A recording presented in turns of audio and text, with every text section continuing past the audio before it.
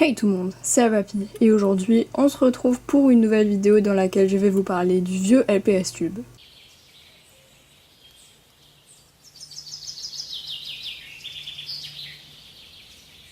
Alors j'ai eu l'idée de faire cette vidéo en voyant une boîte d'œufs et ça vous allez complètement comprendre pourquoi. Je sais que beaucoup d'entre vous soit n'étaient pas nés, soit n'ont pas vécu cette époque et c'était vraiment le moment préféré un peu de toute ma vie. Donc je voulais vraiment vous en parler pour vous montrer quelques trucs assez drôles qu'on faisait à l'époque et que je fais encore parfois maintenant aujourd'hui. Donc quand je dis à l'époque c'est en gros de 2008 à 2011 environ. Donc déjà un des trucs qu'on faisait vraiment beaucoup c'est que au départ on n'avait vraiment pas de logiciel de montage et du coup pour changer de plan, changer d'endroit, on mettait la main devant l'objectif pour cacher en fait.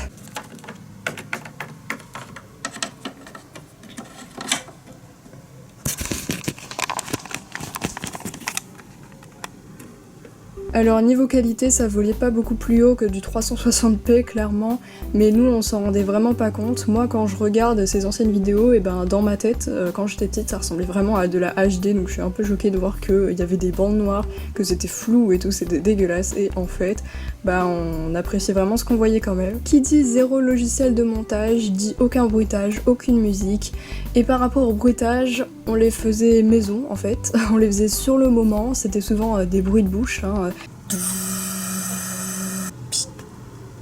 Pas forcément hyper réaliste, mais on faisait avec ce qu'on avait. Puis pour la musique, rien de plus simple, le téléphone, l'iPod, le MP3 à côté de la caméra, du téléphone ou du petit appareil photo qu'on utilisait, et puis ça suffisait.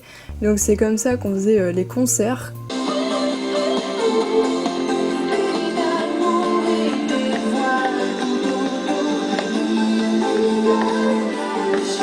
Et pour en rester sur l'audiovisuel, on faisait des cinémas à nos pet shops et la plupart des cinémas, pour les sièges, on utilisait justement ces fameuses boîtes d'œufs. Et c'était vraiment très pratique pour faire des sièges en fait. Je n'ai retrouvé qu'une seule vidéo qui montrait ça, mais je sais qu'avant c'était quelque chose d'hyper répandu.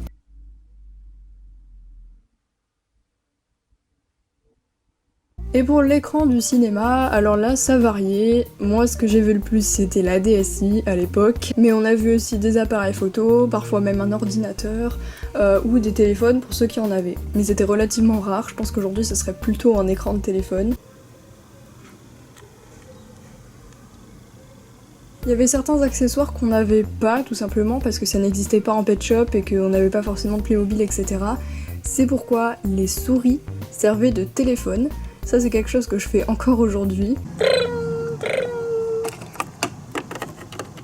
Oui, allô. De même on n'avait pas de pistolet parce que généralement il n'y a pas besoin trop de pistolet pour des pet shops en fait, sauf que nous on en avait besoin pour faire des films un peu policiers ou quoi.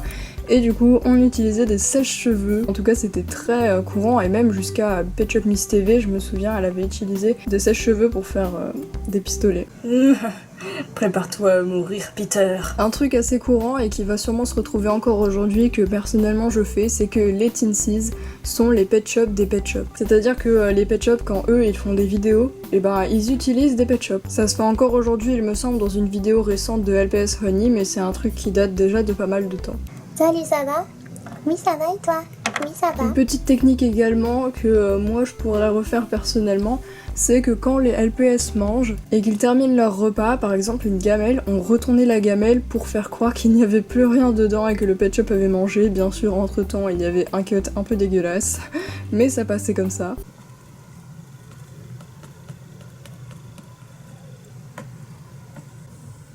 Un truc aussi que j'avais beaucoup remarqué et que j'avais jamais vraiment compris, c'est que les bêtisiers pet shop à l'époque, en fait ils étaient créés de toutes pièces. C'était pas des making-of ou des bouts de vidéos qui étaient un peu foirés dans d'autres vidéos qu'on avait fait, c'était vraiment des bêtisiers faits comme des sketchs en fait. Aurélie demande à sa voisine de classe. T'arrives-tu au contrôle? Oh, non, j'ai donné une feuille blanche. Ah bon?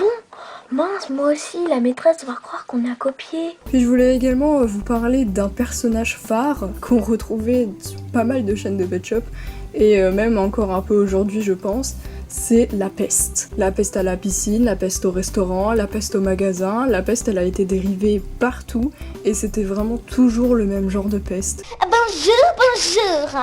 Salut les gens. Aïe aïe aïe. Et salut, bienvenue à mon anniv.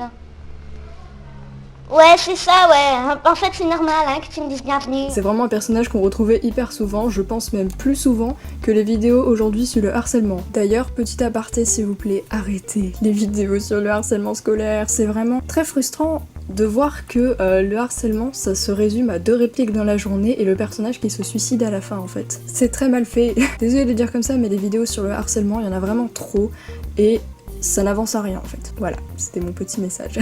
Je vous ai fait un petit peu la liste de tout ce qu'on retrouvait d'assez étrange parfois ou juste qu'on retrouvait souvent dans les vieilles vidéos du LPS Tube. Il y a sûrement plein de choses que j'ai oubliées, n'hésitez pas à faire peut-être des compléments ou à me dire en commentaire s'il y a quelque chose que j'ai oublié. Et si j'en reçois environ on va dire 7 ou 8 de différents, je pourrais refaire un épisode 2. C'est vrai que là j'ai vraiment pas trop d'idées, déjà j'ai fouillé pas mal pour avoir tout ça. Sinon je voulais aussi vous parler d'une chaîne qui était hyper connue à l'époque et c'est la chaîne de Daniel. Il me semble que c'était déjà ce pseudo à l'époque mais je vais vous mettre des extraits. En fait c'est un père et sa fille qui font des vidéos pet shop et pour faire avancer les LPS ils mettent un aimant en dessous de la maquette en fait et c'était vraiment des vidéos hyper bien faites à l'époque donc au niveau décor etc c'était super. Donc je vous laisse avec ma vidéo préférée.